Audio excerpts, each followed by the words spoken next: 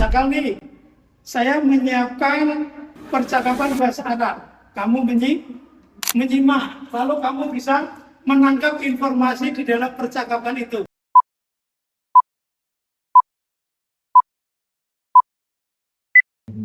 Assalamualaikum warahmatullahi wabarakatuh. Kali ini pertemuan mata kuliah evaluasi pembelajaran bahasa Arab membahas tentang subtema yaitu standar kompetensi dan indikator pencapaian. Jadi bagaimana sih pembelajaran bahasa Arab itu mencapai standar kompetensi, kemudian indikator atau ciri-cirinya ketercapaian itu apa saja. Nah, hari ini kita bahas itu secara perlahan, semoga memahamkan kita semua. Yang pertama, learning outcome bahasa Arab berbasis OPE.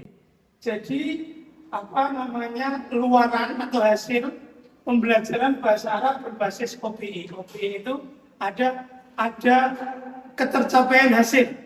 Jadi apa sih tujuannya kita belajar bahasa Arab? Nah, nanti hasilnya misalkan jadi petugas haji, ada jadi guide tour umroh, ada jadi pekerja di luar negeri, ya, yang formal, bukan non formal. Kalau non formal kan hanya sekedar ART kan, asisten rumah tangga. Yang formal itu ada di pertambangan, ada di rumah sakit, dan seterusnya dan seterusnya. Nah, setelah mengikuti pembelajaran, jadi mahasiswa atau peserta didik mampu yang pertama menguasai keterampilan bahasa Arab atau maharah lughah bias secara terpadu yang meliputi istimah atau menyimak, kalam, berbicara, qiraah membaca, kitabah, menulis. Kemudian berikutnya lanjutannya yang kedua adalah mahasiswa atau siswa atau peserta didik atau murid mampu mengaplikasikan kaidah kebahasaan atau qawaidul lughah dalam komunikasi lisan dan tulisan secara tepat dan kontekstual. Jadi siswa, katakanlah siswa lah, dia mampu menguasai atau mengaplikasikan, mengimplementasikan kaidah kebahasaan itu ya secara lisan maupun tulisan. Kemudian yang ketiga, memahami dan menganalisis teks Arab sesuai dengan konteks sosial, budaya dan keilmuan. Nah, seperti pernah kita bahas ya tentang judul koran Arab yang terbit hari itu, berbicara tentang sosial, tentang budaya pernah juga ya, tentang keilmuan atau sains atau ulum ya. Kemudian berikutnya menghasilkan karya berbahasa Arab secara kreatif dan komunikatif sesuai kebutuhan akademik dan profesional. Nah, nanti kita bisa kolaborasi membuat buku atau kita kolaborasi membuat PKM, pengabdian kepada masyarakat, atau nanti kita membuat penelitian, lalu kita bisa masukkan ke jurnal-jurnal ilmiah yang terindeks Sinta atau nanti justru Scopus internasional. Amin. Kemudian berikutnya menunjukkan sikap positif terhadap bahasa Arab sebagai bahasa ilmu, agama, dan komunikasi global. Jadi bahasa Arab itu adalah kaitannya dengan sains atau ilmu. Nanti kamu baca buku-buku, kamu baca teks, referensi berbahasa Arab, itu semua ada ilmu. Kamu baca Quran, hadis, dan buku-buku sirah nabawi, itu kaitannya dengan agama. Kemudian kamu membaca koran, kamu berkomunikasi dengan orang yang ada di luar Indonesia. Nah, itu kaitannya dengan komunikasi global. Berikutnya, indikator pencapaian kompetensi. Indikatornya apa?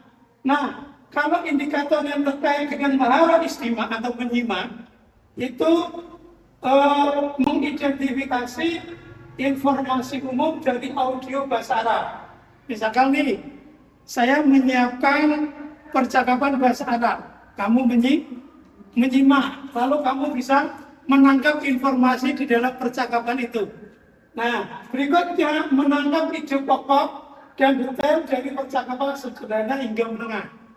Nah, ada percakapan sederhana, menengah, kamu bisa menangkap ide pokoknya dari percakapan itu apa? Misalkan al-lughah al-arabiyyah muhimmah jiddan. Misalkan bahasa Arab sangat penting. Berikutnya menyimpulkan isi teks lisan secara tepat. Ini saya ngomong nih. Tahaddas al-lughah al-arabiyyah jayyidah wa anta tasma'. Jadi saya ngomong bahasa Arab, kamu menyimak, lalu kamu bisa menyimpulkan dari apa yang kamu dengar. Oke, berikutnya kaitannya indikator pencapaian maharat kalam berbicara, mengungkapkan ide secara lisan dengan struktur yang benar. Jadi ketika kamu ditanya ide apa sih yang ada di dalam pembahasan bahasa Arab itu, kamu bisa menyampaikannya secara lisan. Kemudian melakukan percakapan sederhana hingga kompleks dalam konteks tertentu. Bisa bicara antar satu teman dengan teman yang lain, antar dosen dengan mahasiswa, antar guru dengan murid, ya, antar santri dengan kiai, ustadz, dan seterusnya. Kemudian berikutnya menyampaikan presentasi singkat dalam bahasa Arab dengan lancar, bukan tersendat-sendat, bukan terbata-bata, bukan terputus-putus. Jadi al-yawm tahaddas wa tahawwa al-lughah al-arabiyyah an funun fi Gunung Kidul. Nah, jadi bahasa Arabnya mengalir, tidak terputus-putus. Kemudian berikutnya indikator pencapaian kaitan dengan maharah qiraah atau membaca. Apa yang pertama, membaca teks dengan pelafalan dan intonasi yang benar. Nah, seperti kita lakukan kemarin, misalkan apa itu tentang inhifad, as'ar, al-khadrawat, fisuq.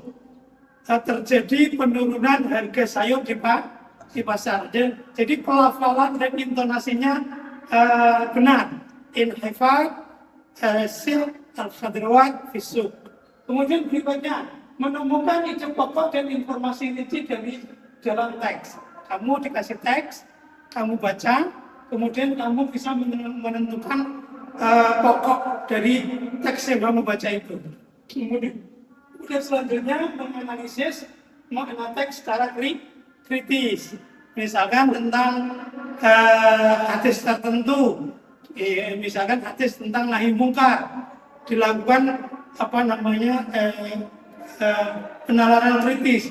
Apakah yang melakukan pelarangan terhadap kemungkaran itu semua orang ataukah orang tertentu yang memiliki kompetensi? Nah, kemudian berikutnya kita masuk kepada indikator pencapaian terkait maharah kitabah atau soal menulis. Bisa menulis, jadi siswa bisa menulis kalimat sesuai kaidah nahwu dan sharaf, menulis. Jadi adkhul fil fasli mathna. Saya masuk kelas 2 orang bersamaan. Jadi mathna itu bukan isnain. Isnain itu 2. Kalau mathna itu 2 secara bersamaan. Makanya tidak ada nomor 1, tidak ada nomor 2. Nah, ini biasanya orang memahami mathna sebagai bukan 2 secara bersamaan. Kemudian berikutnya menyusun paragraf secara koheren dan kohesif. Koheren itu apa? Koheren itu antar satu kalimat dengan kalimat lain nyambung. Kohesif itu apa? Antar satu kosakata dengan satu kosakata terkait makna. Itu kohesif. Kemudian berikutnya menghasilkan tulisan argumentatif atau deskriptif secara sederhana.